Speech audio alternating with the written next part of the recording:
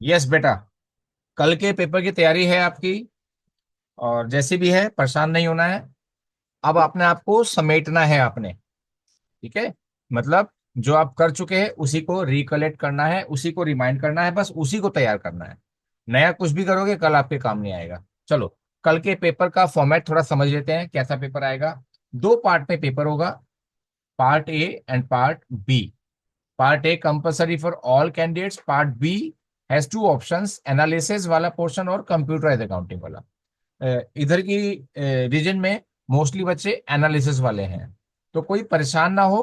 Paper बहुत बड़ा होगा। हर क्वेश्चन हिंदी में भी होगा, इंग्लिश में भी होगा, जैसे कि आप बाकी सब पेपर्स में, लैंग्वेज के अलावा बाकी सब पेपर्स में आप देखते आए हो। तो जिनका एनालिसिस वाला पोर्शन है, तो उनको एनालिसिस वाला ही करना है, कंप्यूटर वाला नहीं छेड़ना है। जिनका कंप्यूटर वाला है उनको खाली कंप्यूटर वाला ही करना है। क्वेश्चन नंबर 26 तक पार्ट ए होता है, और क्वेश्चन नंबर 26 के बाद आपका पार्ट बी स्टार्ट हो जाता है। यहां से 27 से पार्ट बी स्टार्ट हो गया। ये पहला 27 से लेके जो क्वेश्चन स्टार्ट होंगे आपके 27 से 34 तक के, वो एनालिसिस के हैं। फिर 34 क्वेश्चन के बाद दोबारा से क्वेश्चन नंबर 27 शुरू हुआ। तो 27 से 34 के क्वेश्चन दोबारा आएंगे, लेकिन वो कंप्यूटराइज्ड अकाउंटिंग के होंगे। और एनालिसिस वाले बच्चों को ये वाला पोर्शन देखना भी नहीं है, आपको यहीं तक देखना है। कंप्यूटर अकाउंटिंग वाला ऑप्शन सेकंड वाला पोर्शन आपको नहीं देखना है। चलो, ये बात तो यहां खत्म हुई। अब हम पेपर के पैटर्न को समझते हैं जो कल पेपर आएगा। ठीक है ना, आपको कंफ्यूजन नहीं होना चाहिए जरा सा भी। Question 1 to 16 and 27 to 30 carries 1 mark, जो मोस्टली क्वेश्चंस एमसीक्यू बेस्ड होते हैं। 17 to 20 एंड 30, ये तो बता रखा है कि कौन कौन से क्वेश्चन 3 मार्क्स वाले हैं, कौन से 4 मार्क्स वाले हैं, कौन से 6 मार्क्स वाले हैं। इसमें आपको कोई फोकस नहीं करना, जैसा क्वेश्चन आएगा आपको वैसे ही सॉल्व करना है। न्यूमेरिकल क्वेश्चंस ही मोस्टली होते हैं। तो न्यूमेरिकल में ये तो होगा नहीं कि एक क्वेश्चन 6 नंबर का आया और उसमें खाली पार्टनर्स कैपिटल पूछा है तो आप उसमें बैलेंस शीट भी बना के आ जाओगे। वो तो जितने मार्क्स जो चीज में पूछी है वही चीज करोगे। ठीक है ना, मार्क्स के हिसाब से आप उसको कम या छोटा या बड़ा क्वेश्चन को सॉल्यूशन को नहीं कर सकते। तो इसको तो कुछ डिटेल देने की जरूरत ही नहीं है। चॉइस की बात आती है। ओवरऑल चॉइस कोई नहीं होगी। ओवरऑल का मतलब क्या होता है कि जैसे 1 to 34 क्वेश्चन हैं, तो 1 to 34 में से 34 क्वेश्चन में से आप कोई से 17 कर लो या कोई से 25 कर लो, ऐसी कोई चॉइस नहीं आती है। इंटरनल चॉइस होती है। तो इन टोटल जो एमसीक्यू क्वेश्चन हैं, टोटल 20 क्वेश्चन है, उसमें 7 क्वेश्चन में चॉइस आएगी। 7 question of 1 mark having choice, मतलब 7 क्वेश्चन अलग अलग होंगे जिनके अंदर अलग अलग और लिखा होगा, तो उन सबकी चॉइस आपको मेंटेन करनी है। 2 3 नंबर वाले क्वेश्चन में एक क्वेश्चन ऐसा आएगा 4 नंबर वाला जिसमें चॉइस आएगी, और 2 क्वेश्चन 6 नंबर वाले आएंगे जिनमें चॉइस आएगी। तो इंटरनल चॉइस होती है। अब इशू ये आता है बेटा कि इंटरनल चॉइस वाले क्वेश्चंस आपको सॉल्व कैसे करने हैं। अगर आप का टाइम स्टार्ट हो गया, 10:30 पेपर स्टार्ट होता है, 10:30 के बाद आपने पेपर स्टार्ट करना शुरू कर दिया, उससे पहले आपने कोई चॉइस वाली बात उसमें नहीं देखी, आपने 15 मिनट में उस चीज को नहीं किया कि आपने कौन सा क्वेश्चन करना है, तो उन 3 घंटे के टाइम में ये जो चॉइस मेकिंग है, आप क्वेश्चन पढ़ोगे, आपकी हार्ट बीट बढ़ी हुई है, और पढ़ने के बाद आप डिसाइड करोगे कि कौन सा करना है, दोनों एक जैसे लग रहे हैं, तो उसमें आपका टाइम बहुत वेस्ट होगा। इसके लिए मैं आपको एक मेन स्ट्रैटेजी अभी से बता रहा हूँ। ठीक है, तो ये बता रहा हूं कि जो शुरू का 15 मिनट का टाइम मिलता है, जो स्टार्ट के 15 मिनट्स मिलते हैं, वो बड़े क्रूशियल होते हैं। उस पे आपको फोकस करना है। उस पे बहुत सारे मिथ्स हैं, बहुत सारी ट्रेडिशनल टेक्निक्स हैं जो लोग बताते हैं कि ऐसे करना है, पर आपको वैसे फॉलो नहीं करनी है। मैं बता रहा हूं आप उसी को फॉलो करना। कुछ ट्रेडिशनल बातें हैं, 2 बातें खासकर होती हैं।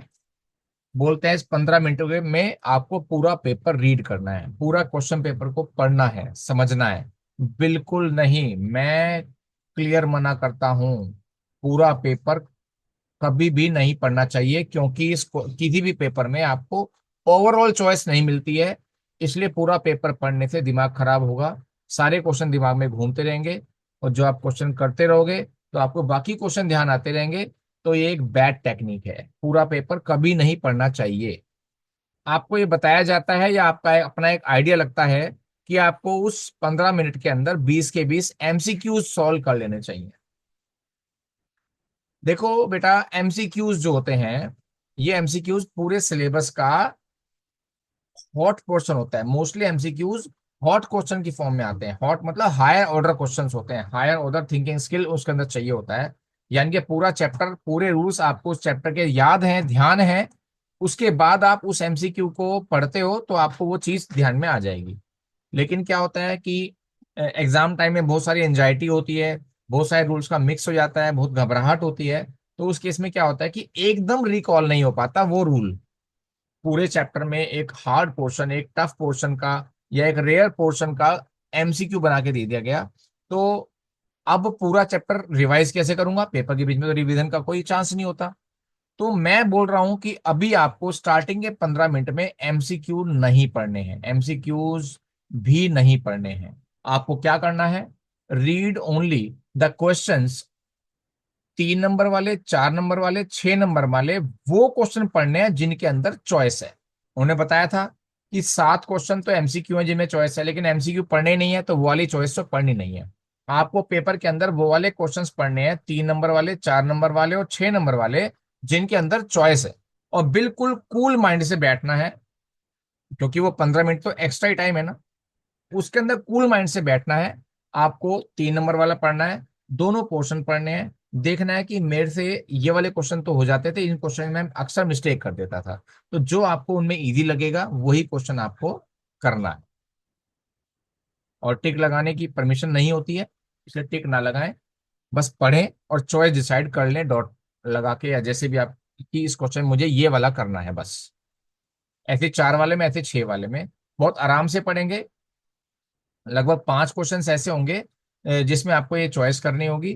पांचों को आराम से पढ़ लेना और पढ़ के डिसाइड कर लेना। इस 15 मिनट में यही काम होगा। अगर आपने ये काम कर लिया तो पेपर के बीच में आपके आधा घंटा बच जाएगा।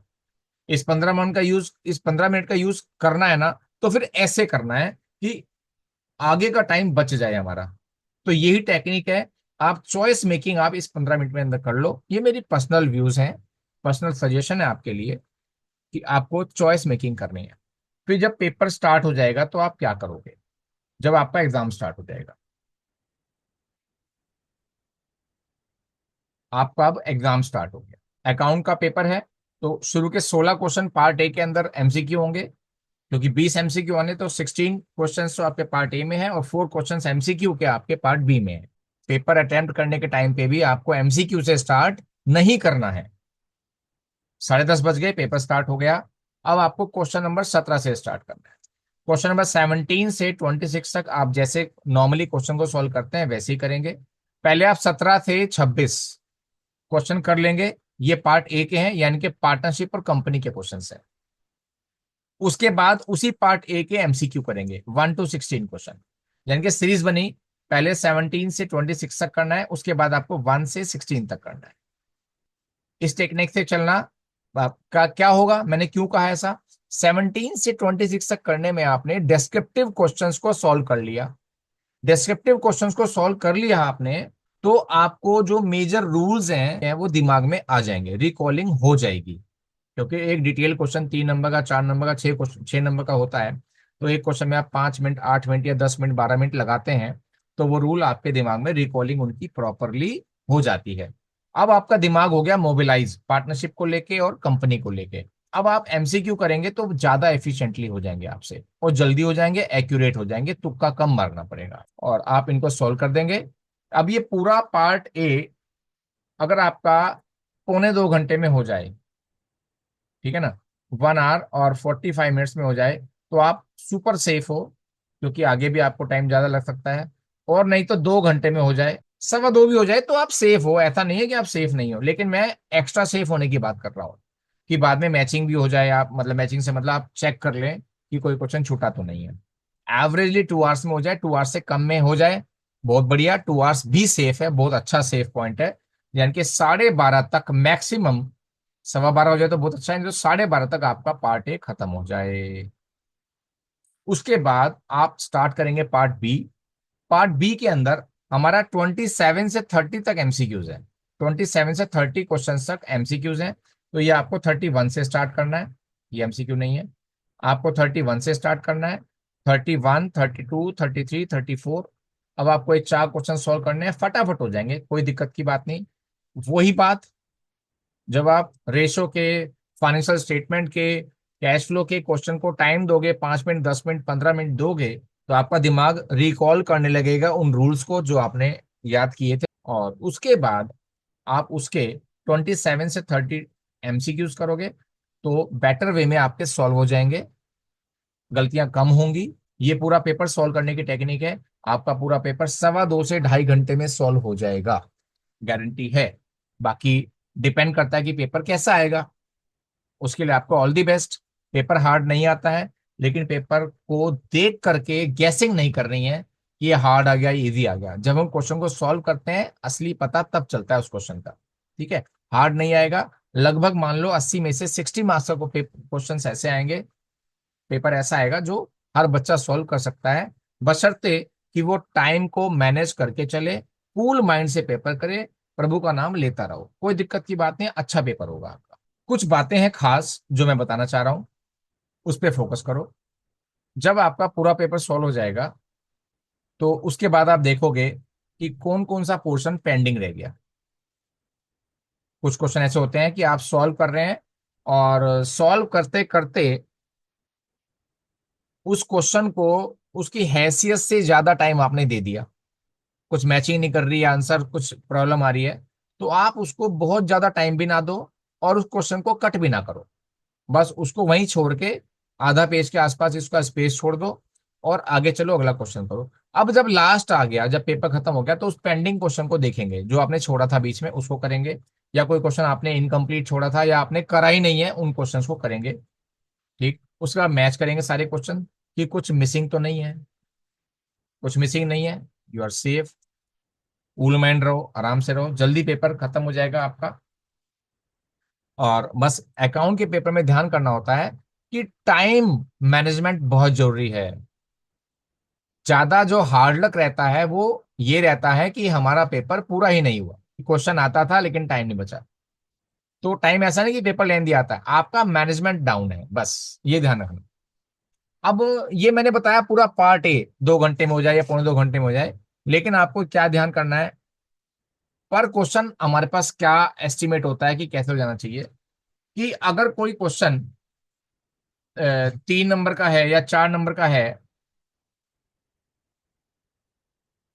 4 मार्क का है या 3 मार्क का है या 6 मार्क का है, तो एवरेजली क्या होता है, एवरेजली मैं बता दूं आपको, एवरेजली क्या होता है